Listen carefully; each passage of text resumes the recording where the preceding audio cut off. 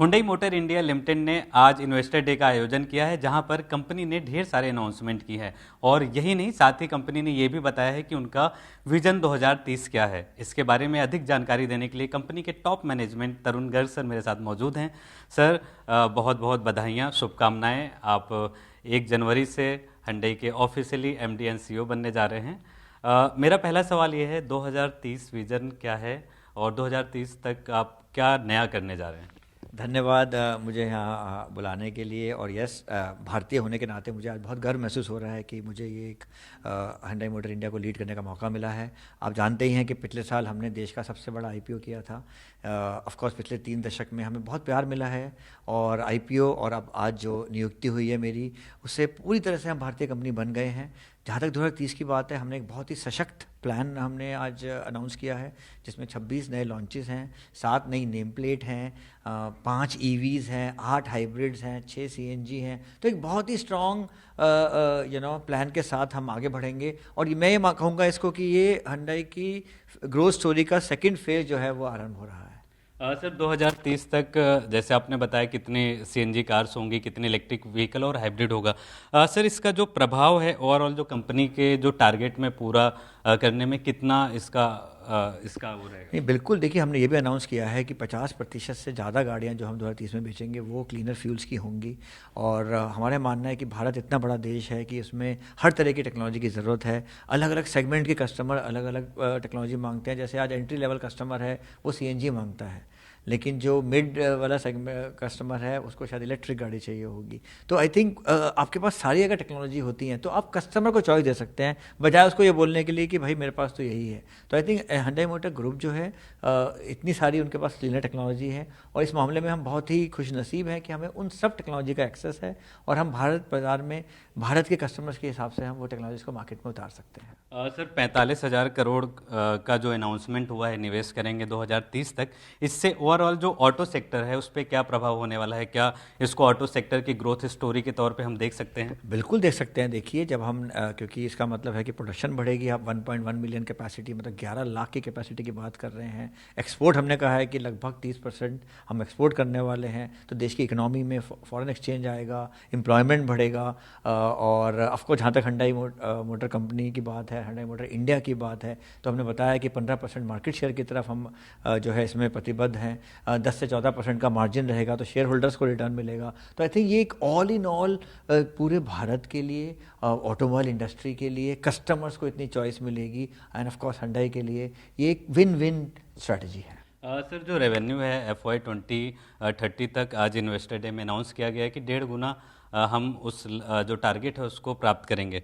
तो सर, ऐसे में जो एबिट मार्जिन है 11 से 14% तक संभव होगा, इसका भी अनाउंसमेंट हुआ है। इसको किस तरीके से देखते हैं, क्या किस तरीके से मीट करेंगे? देखिए, हुंडई हमेशा क्वालिटी ऑफ सेल्स में बिलीव करता है और डबल डिजिट एबिट मार्जिन जो हमने अनाउंस किया है ये दर्शाता है कि हम, ऐसा नहीं है कि हम कि एक इनडिसिप्लिन ग्रोथ चाहें। हम हमेशा डिसिप्लिन ग्रोथ चाहते हैं जिसमें कि वॉल्यूम और प्रॉफिट दोनों का ध्यान रखा जाए, स्पेशली जबकि हम लिस्टेड हैं।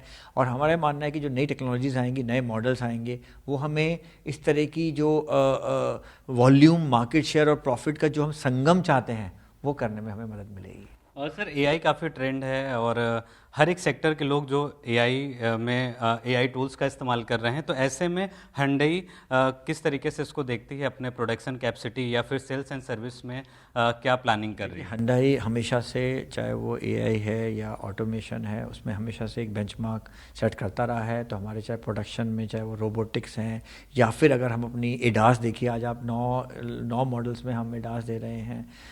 तो हमारे मानना होता है कि यस, आर्टिफिशियल इंटेलिजेंस, नई टेक्नोलॉजी, और क्योंकि हमें जो ग्लोबल ट्रेंड्स हैं वो जल्दी मिल जाते हैं। देखिए, हुंडई मोटर कंपनी इतनी ज़्यादा सक्सेसफुल है कोरिया में, यूएस में, यूरोप में, लैटिन अमेरिका में। तो आई थिंक एक बहुत बड़ा एडवांटेज है हमारे पास, क्योंकि जो कस्टमर्स के ट्रेंड्स होते हैं उनका हमें जल्दी पता चल जाता है। देखिए, 2015 में जब हमने क्रेटा लॉन्च किया, उस समय भारत में 13% था सिर्फ एसयूवी मार्केट। तो कोई सोच नहीं सकता था कि क्रेटा जैसी गाड़ी इस तरह से, एक तरह से सेगमेंट लीडर, और क्या सेगमेंट लीडर, इनफैक्ट जनवरी से अगस्त में तो क्रेटा अक्रॉस सेगमेंट नंबर 1 गाड़ी थी। तो ये आई थिंक एक बहुत बड़ा चेंज जो है हमें लाने में मदद मिलता है। और आगे भी हम इसी तरह से automation, machine learning, artificial intelligence को यूज़ करते हुए ना सिर्फ किसी एक पर्टिकुलर एरिया में, लेकिन अक्रॉस हम हर चीज़ जो हम करते हैं उसको हम देखते हैं उस लेंस से कि किस तरह से उसे ऑटोमेट किया जा सकता है, किस तरह से सस्टेनेबिलिटी को आगे बढ़ाया जा सकता है। आई थिंक इस तरह से हम overall development of the company कर सकते हैं। सर, Hyundai इलेक्ट्रिक व्हीकल को लेकर काफ़ी सीरियस है और आज अनाउंसमेंट में ये भी कहा गया कि लोकलाइजेशन होगा, 100% made in India electric vehicle बनेगी।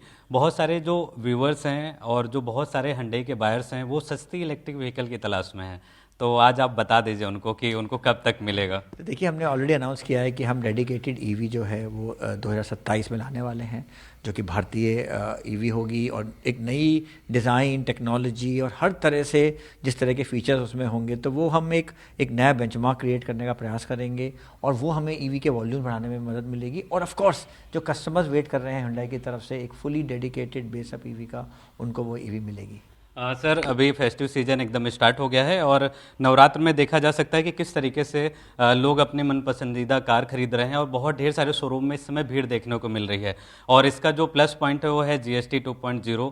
सो इसके अलावा Hyundai और क्या अदर बेनिफिट दे रही है कस्टमर्स को? देखिए, ये GST 2.0 रिफॉर्म जो है ये एक बहुत ही ज़बरदस्त रिफॉर्म है और हम आदरणीय प्रधानमंत्री श्री नरेंद्र मोदी जी का बहुत बहुत धन्यवाद करना चाहेंगे, क्योंकि उन्होंने एक पूरी ऊर्जा जो है वो फूंक दी है पूरी इंडस्ट्री में। और एक ज़बरदस्त ये फेस्टिवल जो है, इनफैक्ट नॉर्मली दिवाली पे जो है वो फेस्टिवल ख़त्म हो जाता है, बट इस बार मेरा मानना है कि ये फेस्टिवल चलता रहेगा। बहुत ही ज़बरदस्त रिस्पॉन्स मिल रहा है हमें कस्टमर्स को, और GST के अलावा कस्टमर के लिए बहुत ही बेहतरीन ऑफर्स चल रहे हैं आज हर तरह के मॉडल्स पे। और हमें जिस तरह का डिमांड आउटलुक मिल रहा है, तो हमें लग रहा है कि ये जो दिवाली है वो कंटिन्यू रहेगी। और ये एक बहुत बड़ी सिर्फ ऑटो इंडस्ट्री के लिए नहीं, आई थिंक भारत की इकोनॉमी, भारत की अर्थव्यवस्था को भी जो है एक बहुत ज़बरदस्त पुश मिलने वाला है। Hyundai की जो भी गाड़ियां हैं, वेटिंग पीरियड क्या चल रहा है? बहुत सारे लोगों ने बुकिंग करा ली है। वो ये चाह रहे हैं कि क्या उनको धनतेरस वाले दिन मिल पाएगा या फिर नहीं, कितनी तैयारियां हैं। साथ ही क्रेटा काफ़ी डिमांड में है, तो क्रेटा क्या जो खरीदने चाह रहे हैं क्या उनको टाइम पे मिल पाएगा? तो देखिए, हम पूरा प्रयास कर रहे हैं। ऑब्वियसली डिमांड एकदम से बहुत बड़ी है और मैं यही कहूँगा कि Hyundai मोटर इंडिया के जितने भी कर्मचारी हैं, जितने भी डीलर्स हैं, वो अपना पूरा प्रयास कर रहे हैं कि कस्टमर की सब डिमांड को पूरा किया जाए। और इसके बावजूद भी, जैसे मैंने आपको बताया कि कुछ लॉजिस्टिक चैलेंज हैं, बट उसके बावजूद भी मुझे मानना है कि क्योंकि हमने बहुत अच्छी तैयारी की है, तो हम ज़्यादातर कस्टमर्स को दिवाली पे गाड़ी दे पाएंगे। और जो कुछ एक बच जाएंगे, जैसे कहा कि इस बार तो फेस्टिवल इलांगेटेड होने वाला है और फिर दिवाली कंटिन्यू रहेगी। सर, मेरा आखिरी सवाल है, भारत में जो Hyundai का बिजनेस है बहुत तेज़ी से ग्रो कर रहा है। IPO भी अब Hyundai का आ गया है। बहुत ढेर सारे लोग जो बायर्स हैं उनके आने से और जो कंपनी का ओवरऑल आउटलुक है बिजनेस में वो काफ़ी तेज़ी से ग्रो किया। तो ऐसे में जो बिजनेस रॉयल्टी है इंडिया में या फिर जो स्टेक प्लान है Hyundai का, क्या कुछ उसमें कर रहे हैं? नहीं, देखिए, हमने तो 17.5% हमने डाइल्यूट किया है और रूल्स के हिसाब से 5 साल में हमें 25 करना होता है। तो अभी तो हमारे को 1 ही साल हुआ है, तो अभी हमारे पास टाइम है। हम सोचेंगे उसमें कि हमें किस तरह से वो जो बैलेंस 7.5% है मैंडेटरी रिक्वायरमेंट के हिसाब से, वो किस तरह डाइल्यूट करना है। Thank you sir. Thank you.